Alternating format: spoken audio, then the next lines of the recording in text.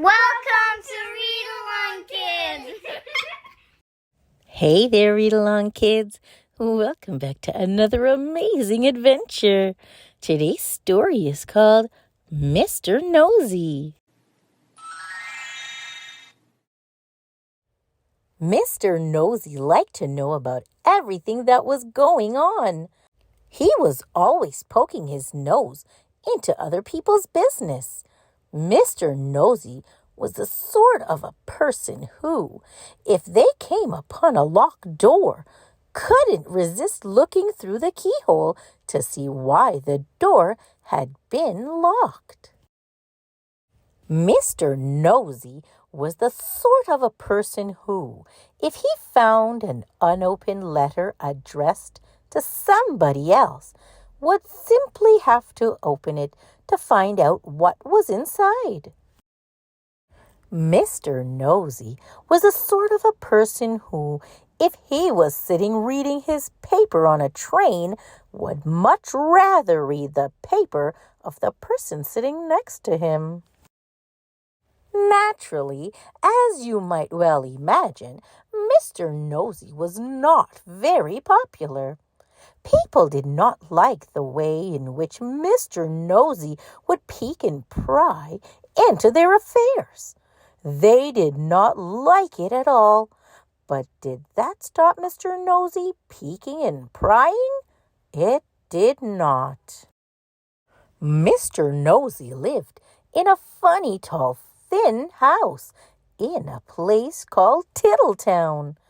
The people of Tiddletown decided that Mr. Nosey was becoming much too nosy, and so they held a meeting to discuss what to do about him. "We must find some way of stopping him being so nosy," said old Mr. Chips, the town carpenter. "That's right," said Mrs. Washer, who ran the Tiddletown laundry. "He needs to be taught a lesson." "If only we could think of a way to stop him poking his nose into everything," said Mr. Brush, the painter. And then a small smile spread over his face. "Listen," he said, now grinning. "I have a plan." All his friends gathered round to listen to his plan. The following morning, Mr. Nosey was out walking along Tiddletown High Street when he heard somebody whistling behind one of the closed doors. "I wonder what's going on here," he thought to himself. And tiptoeing up to the door, he quietly opened it and peeped in. Splash! Went a very wet paintbrush right on the end of Mr. Nosey's nose, covering it with bright red paint. "Oh dear, I am sorry," said Mr. Brush, who was painting the inside of the door. Poor Mr. Nosey had to go straight home to try and remove the red paint, which was very difficult and rather painful. Mr. Brush chuckled to himself. The plan had begun. The following day, Mr. Nosey was walking past the laundry when he heard somebody laughing on the other side of the wall. "I wonder what's going on here," he thought to himself, and standing on tiptoe, he looked over the wall. Snap! Went a clothes peg right on the end of Mr. Nosey's nose. "Oh dear, I am sorry," said Mrs. Washer, who was hanging up clothes on a washing line on the other side of the wall. Poor Mr. Nosey removed the clothes peg and went off down the street feeling extremely sorry for himself and for his poor red nose. Mrs. Washer chuckled to herself. The plan was working. The next day, Mr. Nosey was going past a fence when he heard hammering. I wonder what's going on here, he thought to himself. And creeping very quietly to the end of the fence, he peeped round. Bang! Went a hammer right on the end of Mr. Nosey's nose. "Oh dear, I am sorry," said old Mr. Chips, who was nailing up a loose plank in the fence.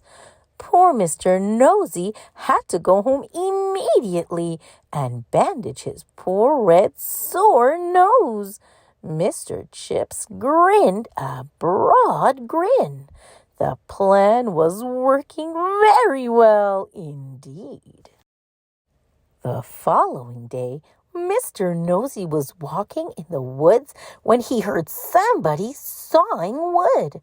"I wonder what's going on here," he thought to himself, and he crept up behind a tree.